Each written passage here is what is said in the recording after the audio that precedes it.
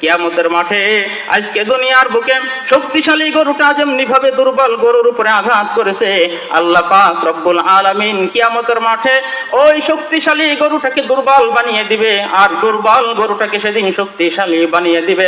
দেওয়ার পরে আল্লাহ রব্বুল আলামিন ওই গরুকে ডাক দিয়ে বলবেন, দুনিয়ার জমিনে তোমার উপরে এই গরুটা আঘাত করেছিল, আজকে তুমি তার উপরে আঘাত করে তার প্রতিশোধ নিয়ে নাও। বলেন আল্লাহু আকবার।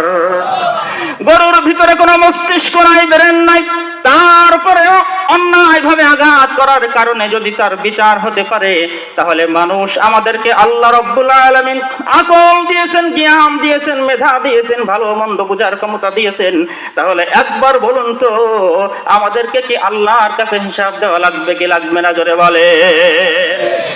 অবশ্যই হিসাব দেওয়া লাগবে। এজন্য আল্লাহ বলেন, কুল্লু নাফসিন বিমা কাসাবাত রহিনা। নাফসুন শব্দের অর্থ হলো যার ভিতরে প্রাণ আছে তাকে নাফসুন বলা হয়, শুধুমাত্র মানুষ না, প্রাণ থাকলে সেই জিনিসকে নাফসুন বলা হয়। কোরআনের অন্য আয়াতের মধ্যে আল্লাহ পাক নাফসুনের তাফসীর করেছেন, কুল্লু নাফসিন যায়িকাতুল মাউতি সুম্মা ইলাইনা তুরজাউন। আল্লাহ পাক এখানে বলেছেন সমস্ত প্রাণীর মৃত্যুর স্বাদ গ্রহণ করা লাগবে।